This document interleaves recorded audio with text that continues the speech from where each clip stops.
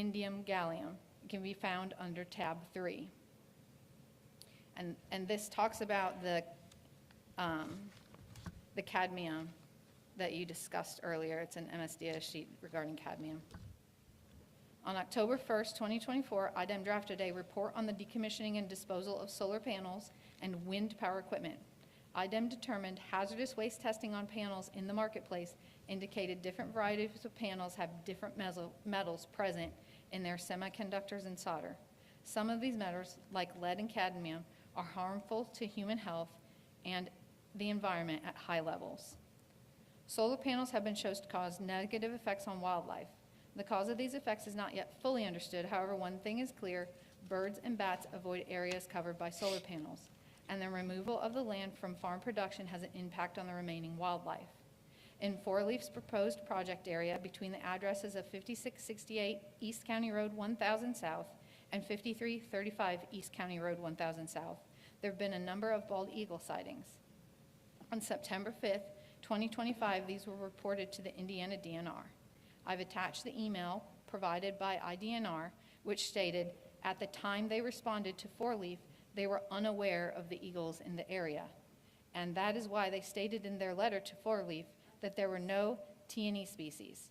In the September 5th, 2025 email, IDNR stated that the May 23rd, 2025 observation of the bald eagle fell within the breeding safe date and would be mapped in their heritage database. A copy of the email has been provided for you under tab 4.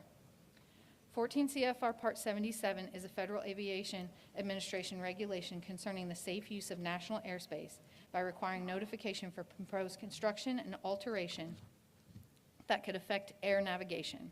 Solar farms are impacted by Part 44 if they are sufficiently tall or located in proximity to airport, as the structures, their height, or reflective surfaces could pose hazards to air traffic. Solar farm developers must submit to Part 77 compliance, including potential glare issues, and submit an FAA Form 7460-1. Four Leaf's application provides no information regarding communication with the FAA, although there are 2 airports in Cloverdale. I want to discuss the damage section of the neighbor agreement. The consequential damages discussed would include foreseeable losses like profits and business disruptions. A property owner who believes their neighbor has caused a nuisance may file a lawsuit to stop the behavior or condition causing the nuisance. Parties typically receive damages. As shown above, commercial SES leases include language regarding nuisances that the company believes it will cause during the operation of the commercial SES.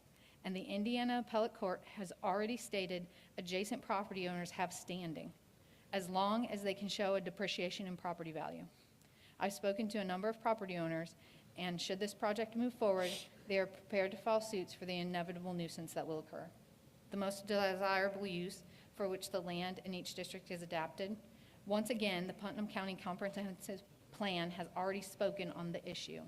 The plan is clear in its goal for preservation of farmland. It does not take a rocket scientist to understand that industrial uses belong in industrial districts. In 2024, this Planning Commission denied Cold Spring Solar's application to build a 200 megawatt project in Putnam County.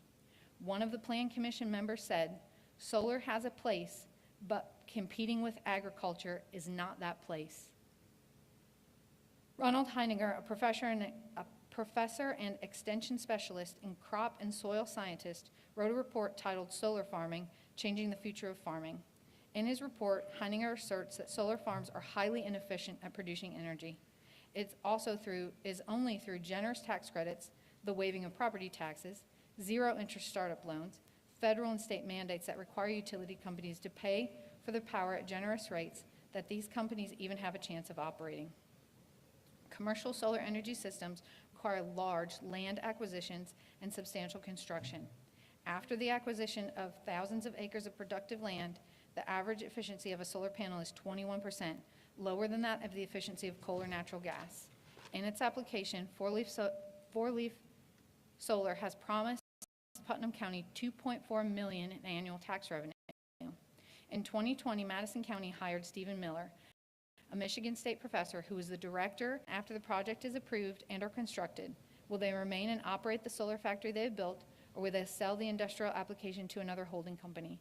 Will the company honor the developer's contract with the county, Or maybe the solar developer's intent is to sell the completed operation to a utility company like NISCO, CenterPoint, or Indiana Michigan Power, like the Granville Solar Project did in Spencer County. I've provided a copy of information from Spencer County's Planning Commission under tab 8 for your review. Remonstrators encourage this commission to give Four Leaf's application for rezone an unfavorable recommendation. This is clearly not the most desirable use for this land as it was adapted. As shown, approval of this project is no different than gambling with the county's money, and the odds are Putnam County will lose millions. Do you want me to continue? I believe your time has expired. Okay.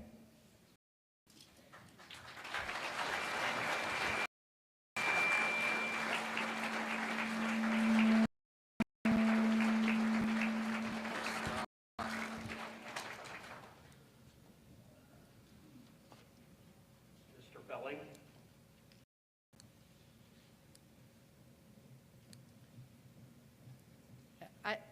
Are you going next? Yeah, I thought so. Is it okay if I wait till the end after public comment? If you'd rather I go. No, you can, that's okay. That's okay. You can wait till the end of the public comments then. So at this point in time, then we're going to open the public comments up to the audience. If you were one of the people that was represented by this attorney, you know, she's already made a case for you. If you are a person that is going to be represented by Mr. Felling, then he is making his case for you. So at this point in time, we're going to let the people that are in favor of this speak first. And when they're done, we'll listen to all those. Each person will get up to 3 minutes. Then when that's over, we'll listen to the people that are opposed. So, Lisa, do you have a list of names?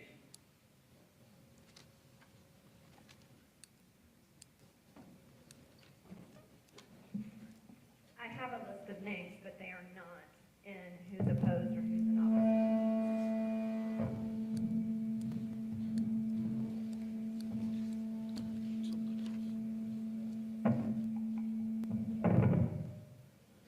Okay, I'm not sure how we're going to exactly make that determination, and do you want to call that out yourself? I will call the names that are on the list Okay. because I did not specify are you in opposition or support. The reason being is because the solar farm up north, no one wanted to sign in that way. Okay. There were several people that didn't want them, other people, their neighbors to know that they were in support. So when they refused to sign, therefore they didn't get a voice. So this sign-in sheet didn't have that delineation. It's whoever wants to speak gets to speak.